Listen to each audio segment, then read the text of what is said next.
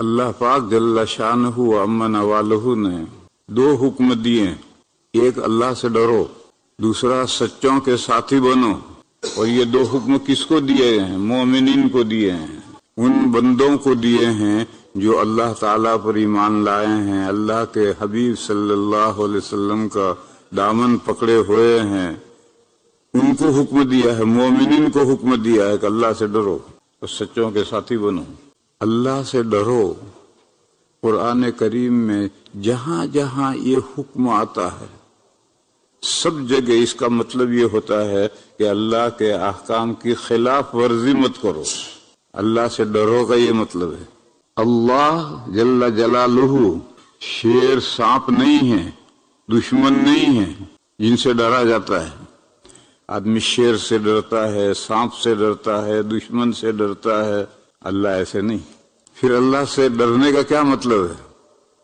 اللہ سے ڈرنے کا مطلب یہ ہے کہ جیسے شاگرد استاد سے ڈرتا ہے، جیسے مرید شیخ سے ڈرتا ہے، جیسے بیٹا اولاد باپ سے ڈرتی ہے، یہ تینوں ڈرنا محبت کی بنیاد پر ہوتا ہے۔ اولاد بیٹا باپ سے اس لیے ڈرتا ہے، وہ سوچتا ہے کہ اگر میں باپ کے حکم کی خلاف ورزی کروں گا اور باپ کو ناراض کروں گا تو میں کیسے بامراد بنوں گا، جنت کیسے حاصل کر پاؤں گا۔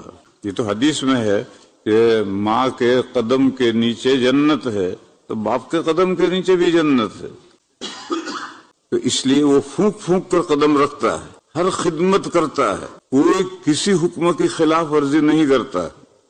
وہ سوچتا ہے کہ اگر میں نے ابا کو امی کو ناراض کر دیا تو میں جنت کیسے حاصل کر سکوں گا۔ طالب علم شاگرد وہ ہمیشہ سوچتا ہے کہ مجھے ایسی کوئی حرکت نہیں کرنی چاہیے کہ استاد ناراض ہو جائے۔ اگر استاد ناراض ہو گئے تو مجھے 4 حرف جو آنے ہیں وہ کہاں سے آئیں گے؟ میں تو مدرسے میں آیا ہوں 4 حرف سیکھنے کے لیے، یہ 4 حرف اگر استاد ناراض ہو گیا تو کہاں سے آئیں گے؟ اس وجہ سے وہ استاد کی ہمیشہ خیال رکھتا ہے کہ ان کی کسی بات کی خلاف ورزی نہ ہو۔ مرید پیر کی اور شیخ کی جو اطاعت کرتا ہے، جو پیر کہے گا وہی کرے گا۔ کیوں؟ اس کا مقصد ہے اللہ تک پہنچنا، اللہ کے ساتھ نسبت، کانٹیکٹ، جو تعلق قائم کرنا۔ تو اگر پیر ناراض ہو گیا تو پیر وہ راستہ بتلاتا ہے، وہ راستہ سکھلاتا ہے جس راستے پر چل کر مرید اللہ تک پہنچتا ہے۔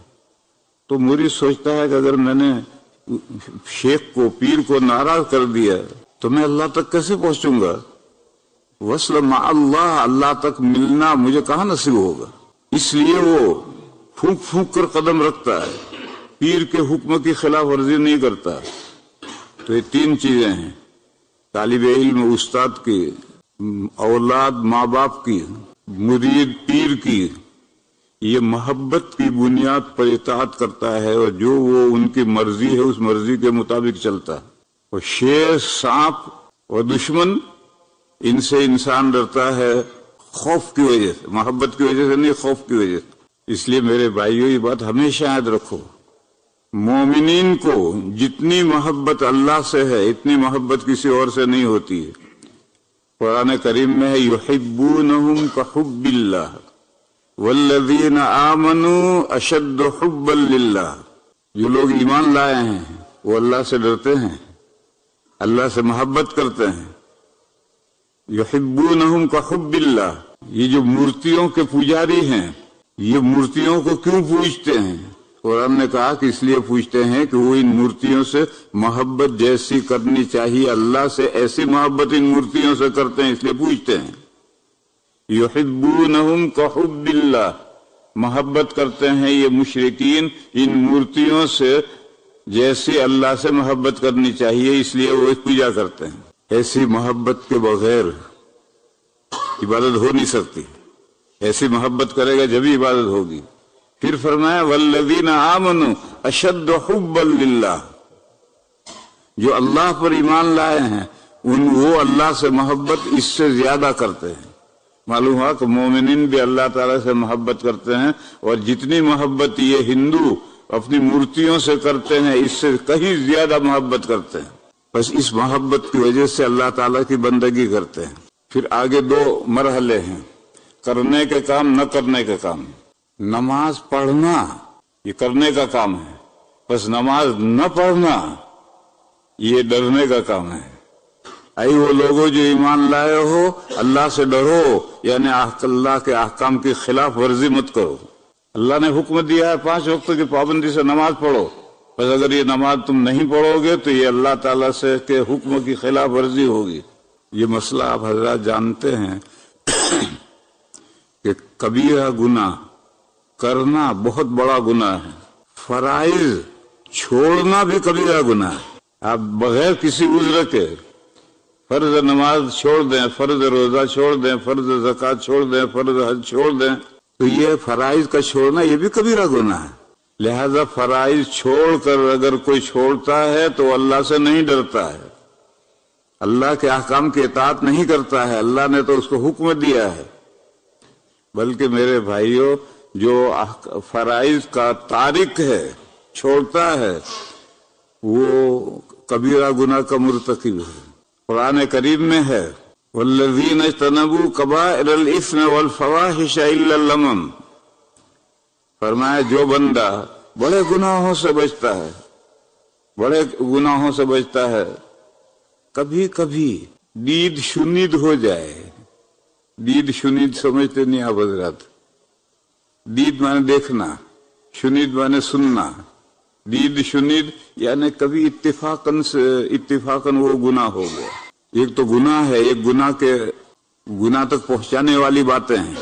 ایک شراب پیتا ہے، ایک بیڑی پیتا ہے، تو یہ بیڑی جو پیتا ہے یہ لمم میں آیا، یہ دید شنید ہو گئی. یہ بھی تو کسی درجے میں نشہ کرتا ہے، بیڑی بھی تو نشہ کرتی ہے، سگریٹ بھی تو نشہ کرتی ہے. بلکہ عرب علماء تو کہتے ہیں بیڑی سگریٹ حرام ہے. عرب علماء، ہمارے ہندوستان کے علماء مکروہ کہتے ہیں، حرام نہیں کہتے. شراب حرام ہے، بیڑی سگریٹ مکروہ ہے، اسموکنگ. لیکن عرب علماء نہیں مانتے، وہ کہتے ہیں بیڑی سگریٹ سب حرام ہے. کیوں؟ یہ سب شراب نوشی کے بچے ہیں. بس اگر ایسا کوئی گناہ ہو جائے تو اس کی بخشش کی امید ہے. لمم ایسے گناہ آتے، لمم. اور جو لوگ کبائر الاسم بڑے گناہوں سے بچتے ہیں، اللہ تعالیٰ ان کے چھوٹے گناہ معاف کر دیں گے، لیکن جو بڑے گناہ ہوں گے اس کی سزا مل کر رہے گی. حدیث شریف میں ہے اذا رأيتم الرجل يلازم المسجد فاشهدوا له بالایمان. اگر تم کسی بندے کو دیکھو کہ وہ پابندی سے 5 نمازیں مسجد میں آ کر پڑھتا ہے تو تم اس کے ایمان کی گواہی دے سکتے ہو، یعنی قسم کھا کر کہہ سکتے ہو کہ یہ مومن ہے. ایمان تو دل میں چھپی ہوئی بات ہے، کیسے قسم کھا کر کہہ رہے ہو؟ دلیل پائی جا رہی ہے اس کے مومن ہونے کی. وہ یہ کہ 5 نمازیں پابندی، کبھی کھیل بکھیل ہو جائے، کوئی نماز چلی جائے، اس کا اعتبار نہیں. اکثر نمازیں وہ ہمیشہ پابندی سے مسجد میں نماز پڑھتا ہے تو اس کے لیے تم گواہی دے سکتے ہو، قسم کھا کر کہہ سکتے ہو کہ مومن بندہ. تو میرے بھائیوں، میں کہہ یہ رہا تھا کہ اللہ تعالی جل شانہ سے جو ڈرنا ہے وہ محبت کی بنیاد پر ہے، خوف کی بنیاد پر نہیں. اس لیے قرآن کریم میں جہاں بھی آیا اللہ سے ڈرو، اللہ سے ڈرو، اللہ سے ڈرو، یعنی اللہ سے اتنی محبت ہونی چاہیے کہ آدمی سوچے کہ اگر میں اللہ کے حکم کی خلاف ورزی کروں گا تو میرا کیا بنے گا. یہ تو گناہوں سے بچنے کے لیے طریقہ ہے. یہی وہ لوگوں جو ایمان لائے ہو، اللہ سے ڈرو، اللہ کے احکام کی خلاف ورزی مت کرو. اگر تم اللہ کے احکام کی خلاف ورزی کرو گے تو پھر اللہ کے احکام کا پالن کون کرے گا؟ اگر اللہ پر ایمان لانے والے اللہ کے احکام کی خلاف ورزی کریں گے تو پھر اللہ کے احکام کی اطاعت کون کرے گا؟ یہی ایمان لانے والے بندے ہی تو اطاعت کریں گے.